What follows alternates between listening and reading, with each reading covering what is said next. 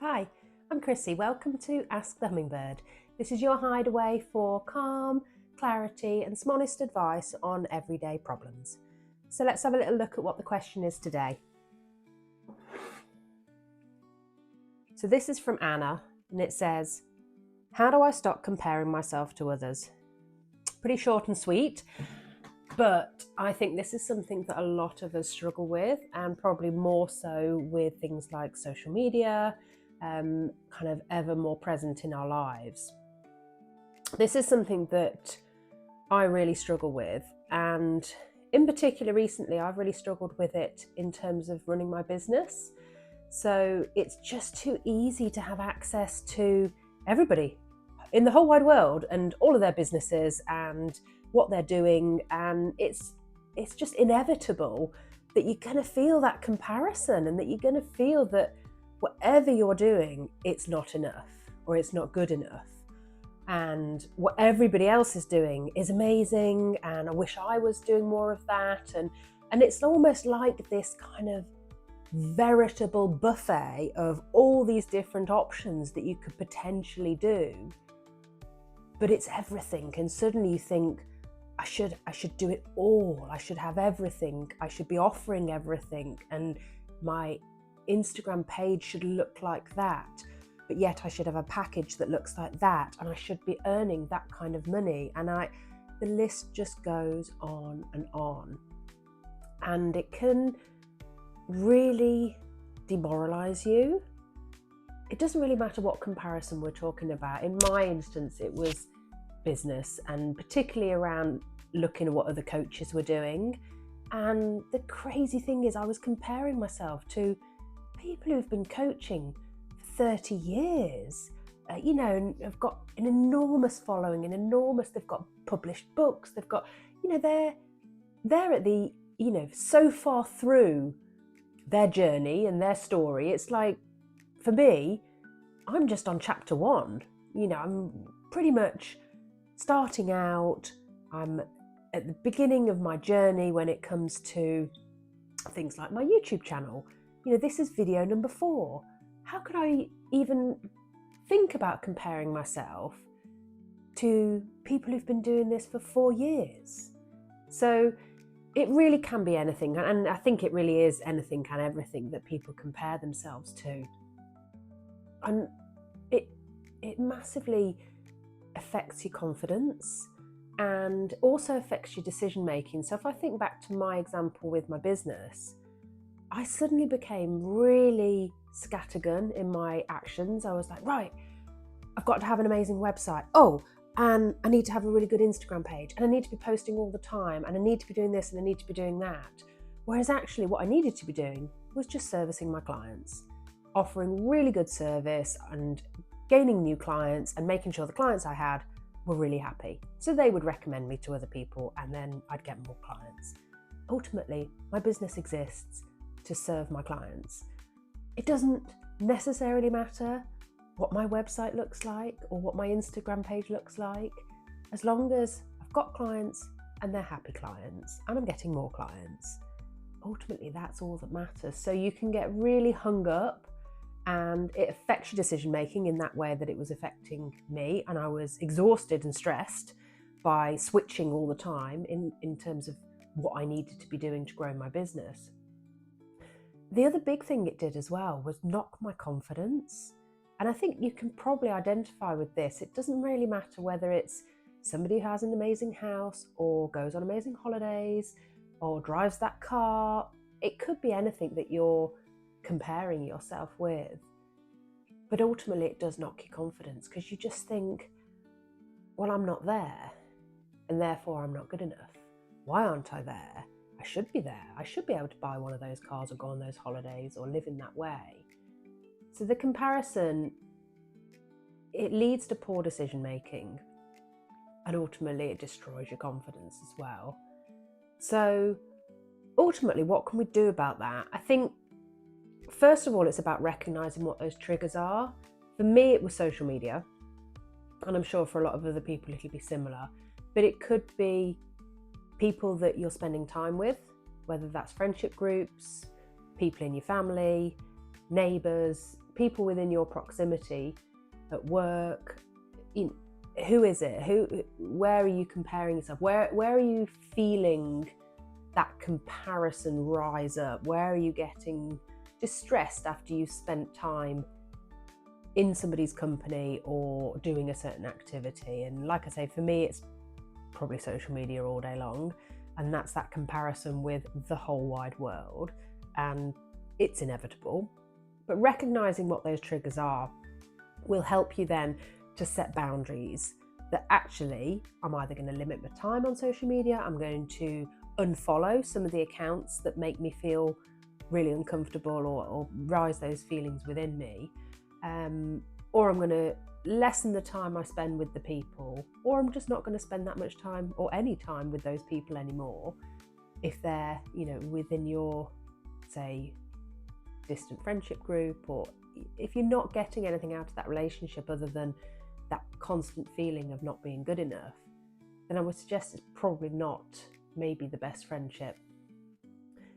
It's also shifting your mindset around it as well, because we can get very hung up on the shoulds. I should have that and I should have that. Well, why should you? Would it make you any happier, do you think? Probably not. Are you content with what you got, or could you be more content actually with the lifestyle that you've already got? Or if you are really, really keen to have that thing that you are comparing yourself to, well, is it worth pursuing that as a goal and understanding, okay, yeah, actually, I really do want to go to that place on holiday. I thought it looked amazing. I really, don't want to do what we, did last year. I'd like to go on holiday to that place. I'm going to make that happen.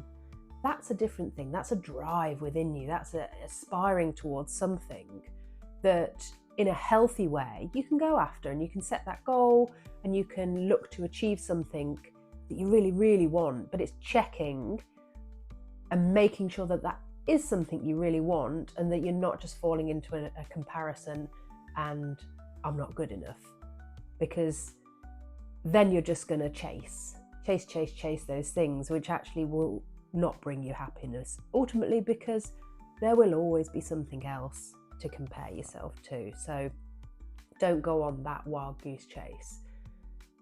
Practicing gratitude and the self-appreciation of what we've got really starts to shift that mindset as well around, you know what?